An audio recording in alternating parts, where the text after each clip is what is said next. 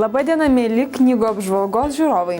Sveikinu Jūs sulaukus gražaus pavasario ir artėjančių Velykų proga. Na, o šiandien mūsų laidoje reportažas apie dažniausiai pasitaikančias knygų ligas ir jų gydymą. Pokalbis su jauna rašytoja Giedre Bružiene, neseniai išleidusi pirmąją savo knygą, o Nacionalinės Martyno Mažvydo bibliotekos direktorius Renaldas Gudauskas papasakos mums apie ateities bibliotekas. Na, o pradėsime šiandien rubriką Naujiena, kurioje Nacionalinės Martyno Mažvydos bibliotekos direktorius daktaras Renaldas Gudauskas papasakos mums apie ateities bibliotekas. Kokios bus ateities bibliotekos, kaip technologijų amžius jas paveiks ir ko tikėsis iš šių šiuolaikinių įstaigų jos lankytojai.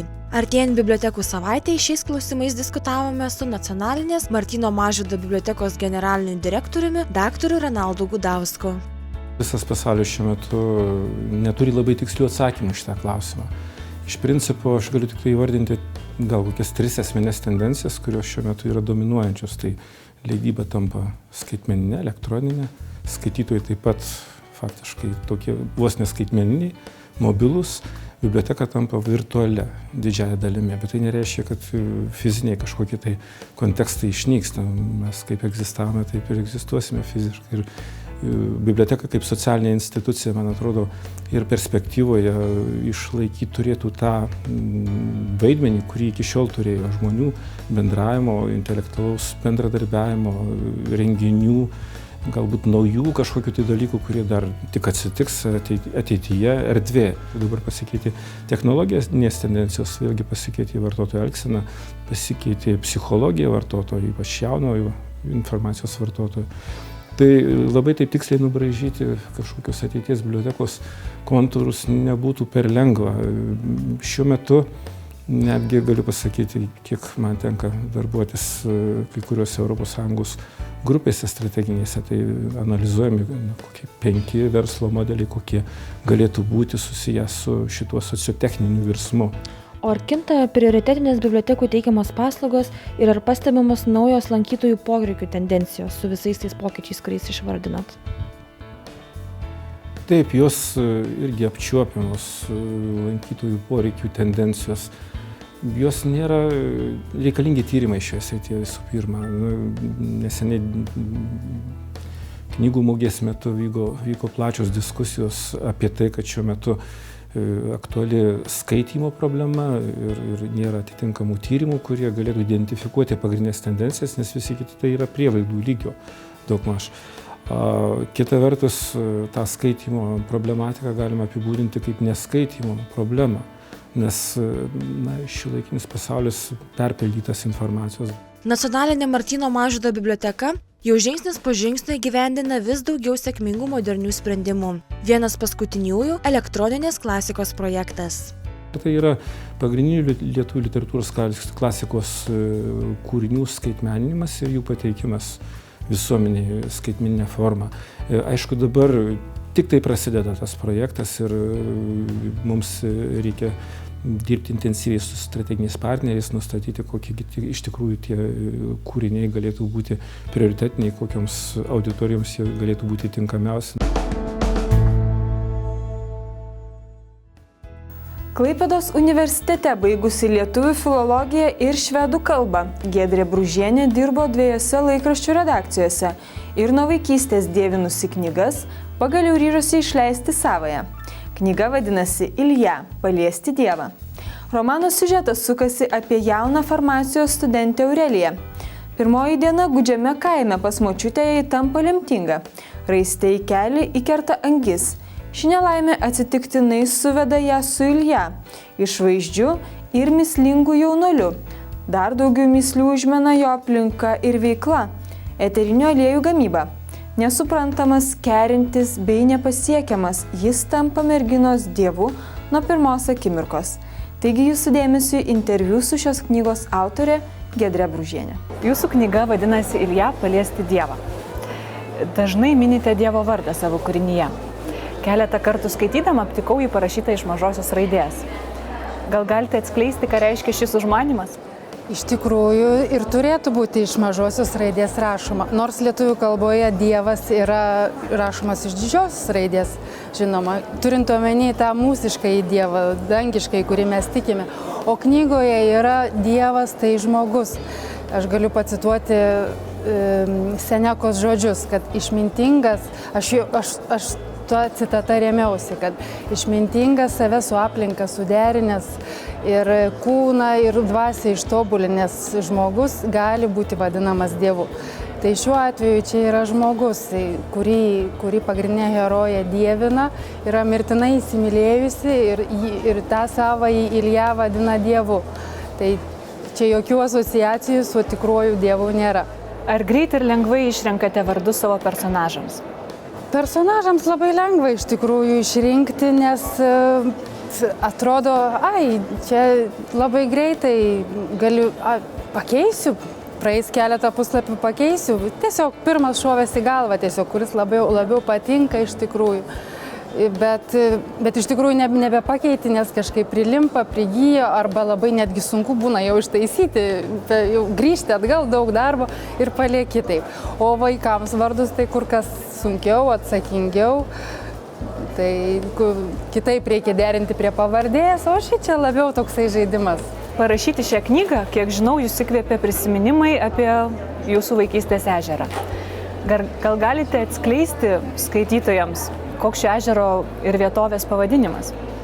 Ten aš gyvenau, kai man buvo 10-11 metų, ten yra Plungės rajonas, yra paminėta Luokos ežeras. Kai aš ten stoviu romane, tai yra Nešo pagrindinė herojė, jinai sako, kad tai ežeras kaip blynas. Nors iš tikrųjų, pažiūrėjus iš palydovo, internete jinai netgi širdelės formos ežeras yra. Tai kažkaip kitokia iliuzija įdomi, kai stovi nuo kranto. Plungės rajonas, iš tikrųjų ten labai gražios vietovės ir man didelė nostalgija ten ir aš ten noriu vis sugrįžti. Nesenai buvau vėl aplankyti, ten labai gražios vietovės. Galbūt jau teko išgirsti kokiu nors atsiliepimu iš skaitytojų? Taip, jau knyga yra trečias mėnuo, kaip yra pasirodžius, atsiliepimų aišku, kad yra ir dauguma yra labai šaunus, labai džiuginantis. Pavyzdžiui, vienas buvo netgi keletą moksleivių sakė, kad tai pati šauniausia meilės istorija, kada nors sukurta, o čia tai vau, tai iš vis tai beveik retai taip nebūna. Paskui sako, kad paskaičiau per naktį, man tai irgi labai, kad perskaičiau, negalėjau atsitraukti, tai yra labai. Kita mokytoja savo klasėje netgi padovanojo tą knygą, galbūt vien dėl kalbos, aš galvoju, lietuvių kalbos mokytoja, kad visos labiau mergaitiškas tas romanas, kad mergaitės visos skaitytų. Minėjote, kad pabaigus rašyti knygą pasidarė tiesiog liūdna. Tad noriu paklausti, galbūt mintise jau bręsta antroji knyga? Nebręsta. Iš pradžių gal buvo net pavydu kitiems autoriams, kaip jie gali rašyti iš karto kitą knygą. Man neišeina, man atrodo, kad aš sudėjau visą save, visus savo pomėgius, hobius ir aš dabar esu užgesusi, man ugnies neateina, man reikia daugiau laiko, daugiau surinkti žinių, informacijos, įspūdžių, surinkti patyrimų, nežinau, negaliu dar rašyti, o tęsinys. Užbaigiau knygą taip, kad būtų galima rašyti tęsinį, bet nekyla ranka rašyti tęsinį, nes ko gero tam princui ir peleniai ten nieko gero nebus, kai jie jau susiėjo, nebe taip įdomu, aš manau.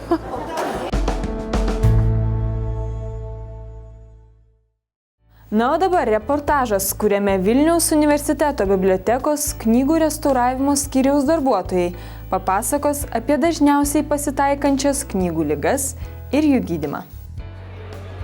Blogai jaustis ir negaluoti gali ne tik žmonės ar gyvūnai, bet ir knygos.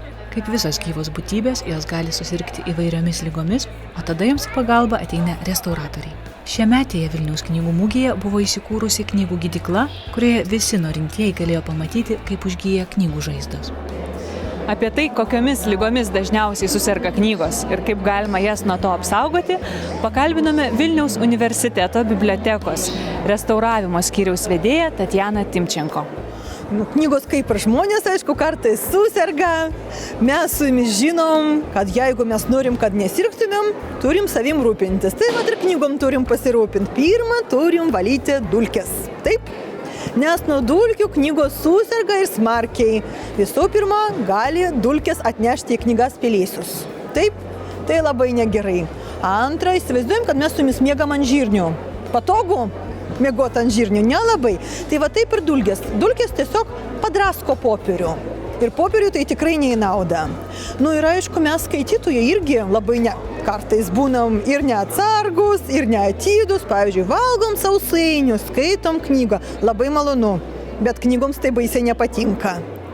Restauravimo skyriaus darbuotojai knygose randa įvairių dalykų. Kągi dažniausiai juose palieka žmonės?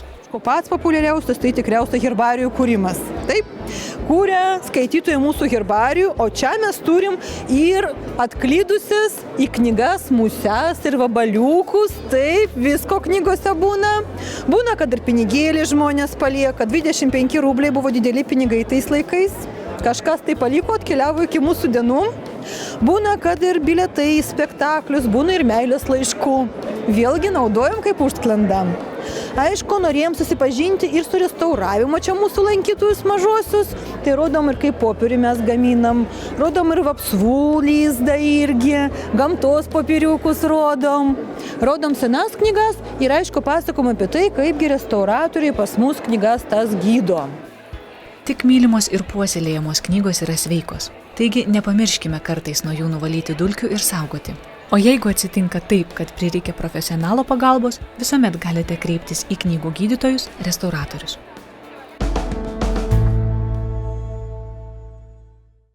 Mūsų rubrikoje Top 5 leidyklos Obuolys sudarytas skaitomiausių knygų penketukas. Taigi 5 vietoje Walter Isaacson ir perkamiausia 2011 metų Amazon.com knyga Steve Jobs. Žmogus, matantis pasaulį tik 2 spalvom – juoda arba balta. Jautrus tėvas, tačiau tironiškas lyderis. Vienintelis vadovas pasaulyje iki gyvenimo pabaigos, pats tikrinęs ir atsakinėjęs į gerbėjų bei vartotojų skundus. Savas ir kartu nepažįstamas. 4 vieta Robert Service Stalinas. Pamirškite viską, ką lig šiol žinojote apie Staliną. Neišsilavinusi politika virtusi patologiniu žudiku. Vienas labiausiai pasaulyje gerbiamų istorikų po dešimtmečiais trukusių tyrimų atskleidžia kur kas sudėtingesnį ir įvairiapusiškesnį garsiausios 20-ojo amžiaus asmenybės portretą. 3 vietoje Vaida Lovel Gerda Butkuvienė su knyga Titaniko lietuviai. Sukurta daugybė Titaniko katastrofos ekranizacijų, kurios dažniausiai baigėsi epizodu, kai gelbėjimosi valtyse susispietę žmonės sulaukia pagalbos. Šioje knygoje rasite daug įdomių ir negirdėtų faktų, apie kuriuos filmuose dažniausiai nutylima. 2 vieta Arnaldur Indridason Užnuodytas kraujas. Iškviestas į banalios islandiškos žmogžudystės vietą, detektyvas Arlenduras netrukus įsitikina, kad viskas yra kur kas painiau nei atrodo ir kaltininko nepavyks rasti kaip paprastai, tiesiog paklausinėjus kaimynų. Aukščiausioje 1 penketuko vietoje Jean-Marie Auel Urvinio lokio gentis. Jean-Marie Auel Amerikoje gimusi rašytoja, pakerėjusi pasaulį Žemės vaikų saga. Mintis parašyti trumpą apysaką apie vienišą kromanjoniečių moterį neandertaliečių gentyje toptelėjo jau sulaukus 40, užauginus 5 vaikus. Žan sėdo rašyti tokią knygą, kokias mėgo pati, įtraukiančias ir suteikiančias žinių. Baigiantis laidai tradiciškai konkursas knygai laimėti, kuriame šį kartą leidyklos Obuolys įsteigtas prizas. 1 vietoje esanti knyga Urvinio lokio gentis. Taigi konkurso klausimas.